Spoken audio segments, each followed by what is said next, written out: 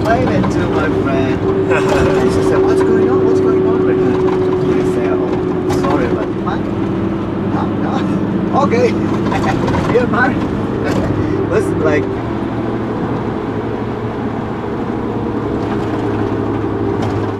Alright, so where are we right now, my friend?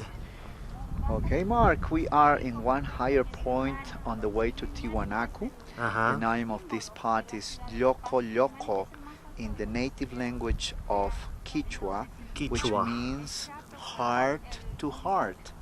And this is a great view of the Andes, the longest mountain range on the earth. And that mountains are over 20,000 feet high, each one. Wow. 20,000 feet. That's very high, my friend. Absolutely. Beautiful, beautiful landscape. It is.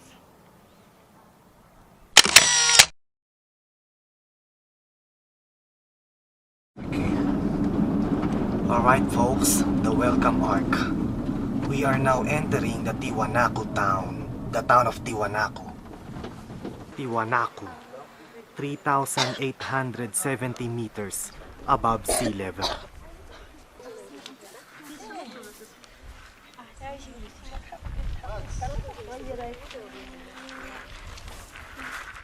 So what is that rock, my friend? That is one very important symbol for the Tiwanaku people. Is called Kontiki Wiracocha, the main god. The main god. It has two scepters, which represents the religious power and the political power, and the sun mask. I see. It's not a replica, is it? It's real. original. Original. So as you can see on the painting, folks, it's the whole complex of the Tiwanaku ruins, including Pumapungku. Right there, Pumapungku.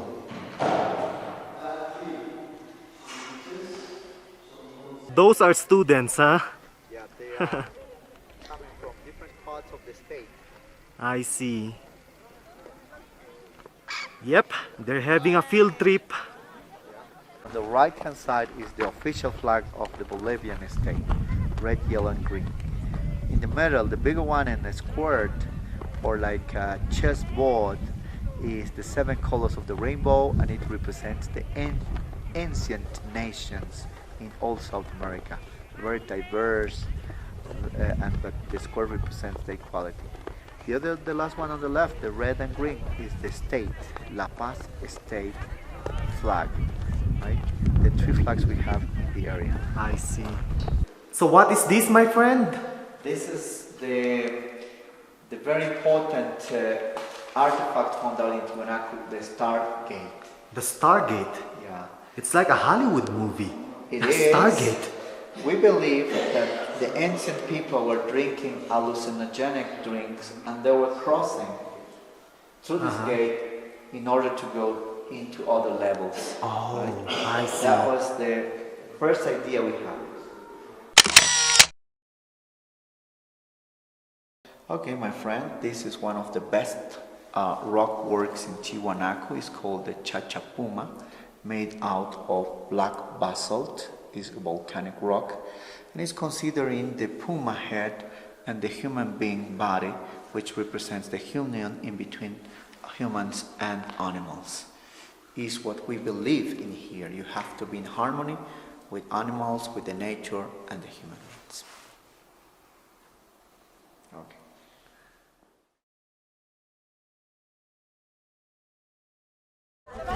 Alright folks, I'm on my way now into the archaeological site, to the Tiwanaku ruins. And as you can see, there are a bunch of students having their educational field trip. That's good, right? That's good. So, join me folks. Join me for exploring the Tiwanaku ruins archaeological site. Let's go. Peace out, peace out.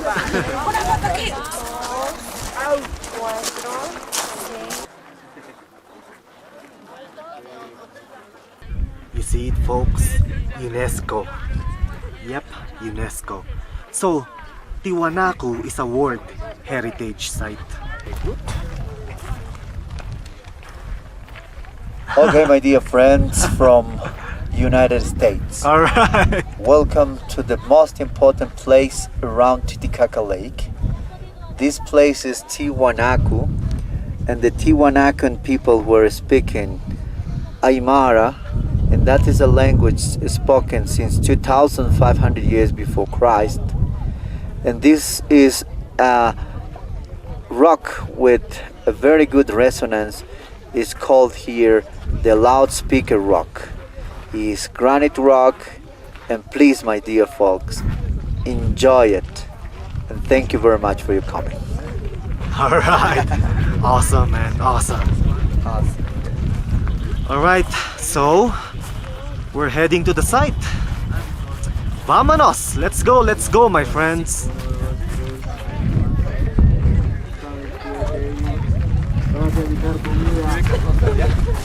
Hi. Hello.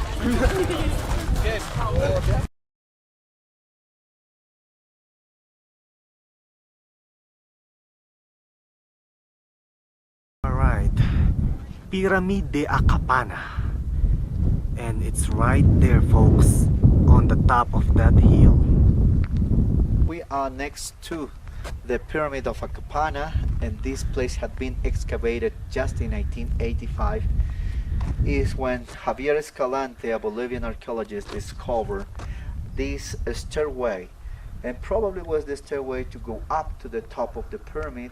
And in the top of the pyramid had been made the rituals, and what you are seeing right now are the platforms. 7 platforms beside the stairway had been constructed, and the 7 is a perfect magical number. And the temple of the pyramid of Akapana top had been used to worship the sun. Okay, my friends, we are right in front of one gateway on the top of the Akapana pyramid, and it's very impressive to see all the high quality work they have. Absolutely perfect geometrical cuts, but this is not a soft rock. This is an andesitic rock from the mountains. This is absolutely tough rock to carve. It's amazing, isn't it? I mean, during those times, they didn't have to cut these rocks, right? How did they do it? It's so amazing. It's incredible. According to the archaeologists, it was a very hard job, and they didn't know the bronze, but the bronze is still soft. They had to need the diamond to cut in this sort of way. But that's still a one mystery for us, how they did it. Right. Incredibly perfect. Right. You see, folks, look at those cuts. Very, very perfect. My friend, that small community is called Tiwanaku, or the town of Tiwanaku. Now, how big or how small the population is? Tiwanaku right now is 3,200 people, and all of them are Aymara descendants. That's it, 3,200 people. Yeah, it is.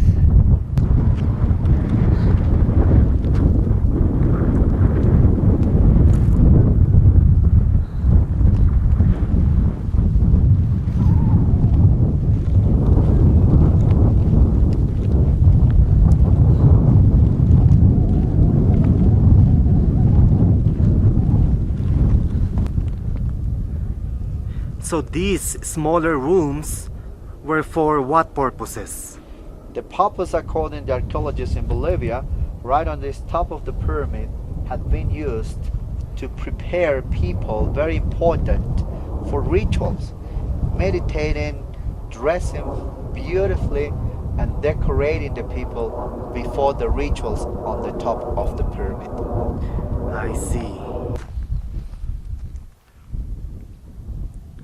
So what's the story about these bricks and walls? Okay, my friend, we are on the eastern part of the pyramid, and we can see especially the first platform, the perfect structure of the rock interlocked. And the Tiwanakans use metal, bronze, and locks to join the rocks. And this sort of technique is called balcony walls. Mm-hmm. And it was so perfect to keep the 7 platforms up to the top, right? So what is this complex, my friend? This part of the Tiwanaku's place is called Cantatalita. And look at here is the Andean cross, where we have 2 sort of Andean crosses. This is related very much with the moon calendar, because every side has 7 corners and 4, sides, because it represents the 4 moon phases. If you can see here is 1. If we start here, 1, 2, 3, 4, 5, 6, 7 is 1 week from the moon, 1 month, 1 phase of the month. Mm-hmm. And in the moon calendar we have 28 days, not 30 or 31, which is the Gregorian calendar, right? This is more perfect, more accurate, Mm-hmm. especially for female, for girls, and for the Pachamama, etc., etc. This is a very tough rock again, which is andesitic rock. I want to ask you something. Do you have any idea how heavy that brick is? But this rock is approximately 5 tons. 5 tons. Yeah, we will see rocks with more than 100 tons Wow. in the area. How they did bring is still one big question for us. Well, but we believe, because we did find rock balls that probably they put underneath. Right. They were pushing little by little, or wood like wheels. Right, yeah. But it is a very hard job, or must be a very hard job, because the rocks are from the mountains, and the mountains are about 189 kilometers away from here. Wow, very far from here. Exactly. Very far from here.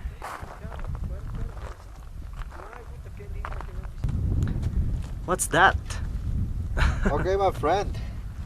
Cantatalita is the place where they were carving rocks. Probably in this area they were working with all the rocks we are watching, we are enjoying.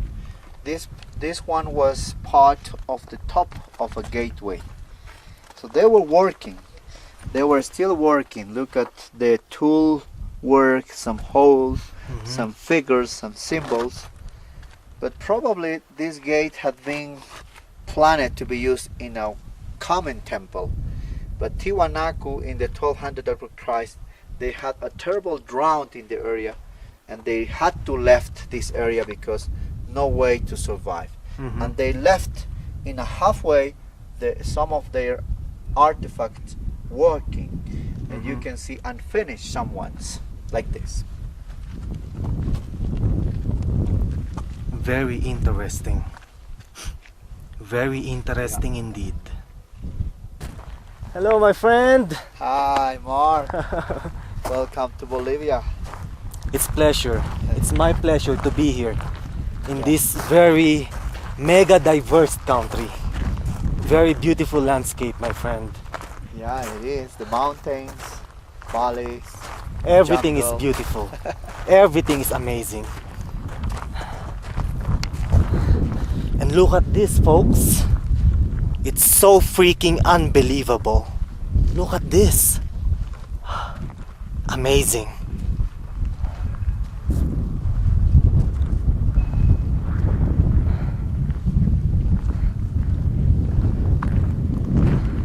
Wow.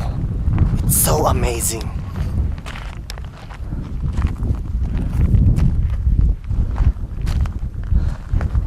Okay, my friends, we are right in the oldest temple in Tiwanaku place. The temple right behind of me is the Pachamama temple or the semi-underground temple. This temple has 178 heads encased on the wall. Every head represents a different ethnic group conquered by Tiwanaku, is what the Bolivian archaeologists mentioned. The dimensions are very interesting because it's almost squared. And over here, the Tiwanakus were given offerings with llamas. They were killing llamas here in order to ask fertility to the crops. 100 years before Christ, it has been constructed. Wow. Did they offer humans? No, Tiwanakans, according what we know up to now, they were offering just animals like llamas. So they were not like the Mayans. The Mayans and Aztecs, they were offering human beings, but here, llamas. Just llamas, I see.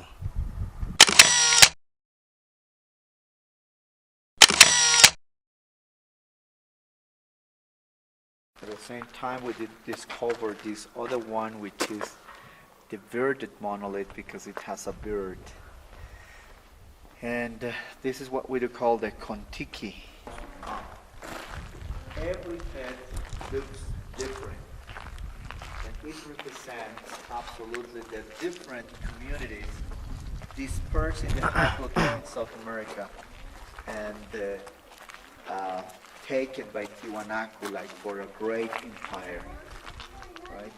Some of them looks like aliens, as Eric von Daniken said. Lots of people believe that we were in contact with the aliens. But the truth is, Tiwanaku was a very high and very much developed technique to build all of this temple with rocks perfectly interlocked.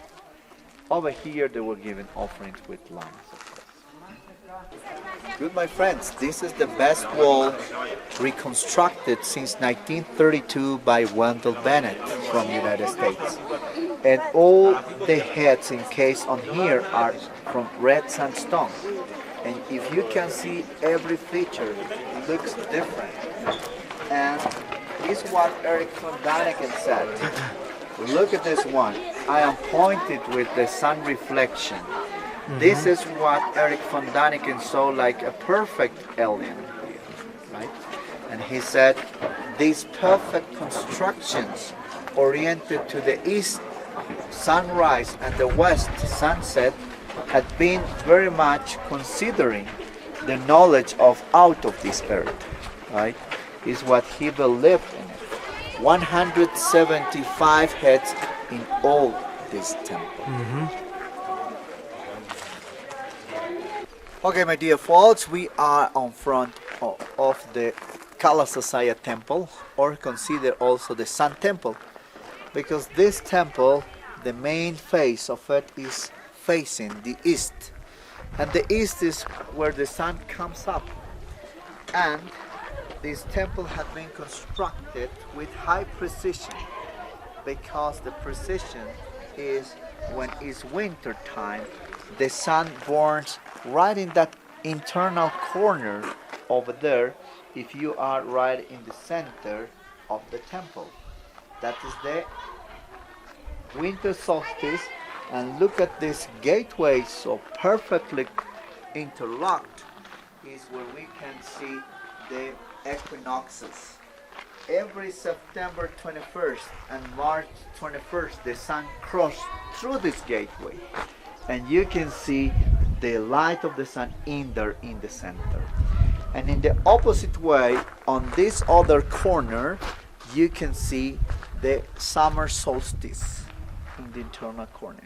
If the sun moves to the southeast and burns on December 21st, the sun crosses through that corner and you can see in the center.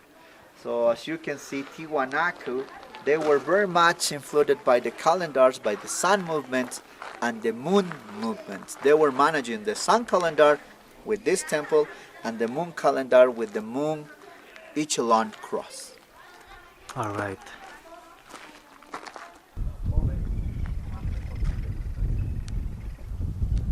All right.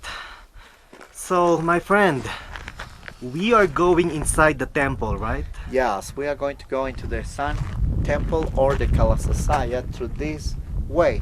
And we are going to see the very famous Sun's doorway. All right. Let's do it. Yes. After you. Okay, thank you.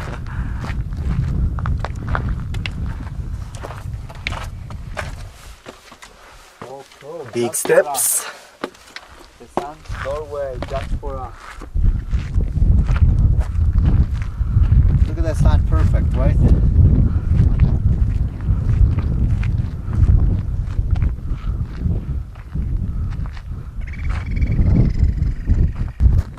We are here beside of the sun's doorway.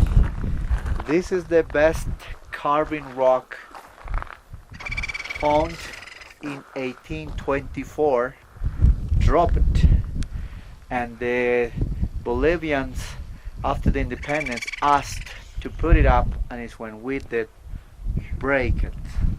And this carved rock represents right on the top in the center the main god called Viracocha. And Viracocha for us is in everywhere and looks like us. That's why he is with the human being body, but the mask is like the sun. And is a very interesting mixture of the nature and human beings on this rock work. So beside of Viracocha we have 24 figures on the right, 24 figures on the left of Viracocha, like a human beings with one scepter and with the wings. And the wing represents the skill to fly out, not to fly materially, to fly spiritually using hallucinogenics. That were considered the shamans. And this was beyond to be like Viracocha and the shamans representation is also considered one of the best solar calendars representation according Wendell Bennett and also the other archaeologists. If you can see all the details, the face, the big visionary eyes, the mouth, and you can see the hands, the cup to drink chicha beer, the very sacred drink or hallucinogenic beverages. Right in the right hand you can see the scepter of the religious power. Is a shaman. This is another very impressive artwork on rock. It's called the Ponce monolith. And you know what? It's big. It is. It's tall. It's about 3 meters and 20 centimeters, like 7 feet high. Uh-huh. And it Wow. has the very clear features. If you see the top, you can see the face, but beyond to be a face is a mask with a lot of engravings on it. Uh-huh. And you can see in the middle the cup, the scepter, and the sort of snakes. Mm-hmm. And look at the belt and the short pants, which was one of the very interesting things on this monolith, the short pants, because the short pants represents that he was a very important man for the ritual, and he was showing the anklets over here with the faces of human faces. Okay, my friends, if you can see the sun reflection on the monolith, you are going to see the belt here, and over here you can see a series of heads. These are the condors. If you can see perfectly, you will see the beak, the eyes, and the head. Just that's it. The condor's head. I can see it. And if you go up slowly, you are going to see here is another head, like a snake body. Is the fish head over here. Fish head. Eyes, the mouth, that's it. No nose. If you keep going up, you will see out of the face, there's like a puma head over here. There's the eye, the mouth, and the ears. The puma had been represented like the courage. The fish had been represented like a health. And the condor, leadership. All right. This monument is a spiritual leader with a very high knowledge of health and courage. I see. All right. Thank you for the information. No problem, big pleasure. All right. All right. Let's do the dealing. So this is what we have in Bolivia out of the sacred temples. The people used to use the clay, they make the replicas of all what we saw in the area of Tiwanaku, like the totems, Right. like the figures of the sun's doorway. This is the main god, for instance, here, with a kocha. And this is the birded monolith. Oh, the duality, like the sun and moon, representing the boys and girls. Oh, this is the Andes cross. Yes, the Andes cross, very much echelant. So, my friend, which one do you think I should get? Well, are many things to get, and like this, look at this. This is a portrait of one Tiwanaku's priest with the piercing here, and this is a very traditional feature of local people. Or I can suggest you one of the totems. Right, yeah. You know This what? one. Yeah, I think I should get one of those. Yes. I mean, that one. No problem. It will be good in one very special place at home. Right. ¿Cuánto, señora? 10 bolivianos. 10 Yes. Bolivianos means $1.50 American dollars. Wow, that is so cheap. It is. That is so cheap. Yeah, very, very cheap. Acasti? 30. This is like $4 American dollars. Hard job to put your pants, in Right, there. yeah, wow.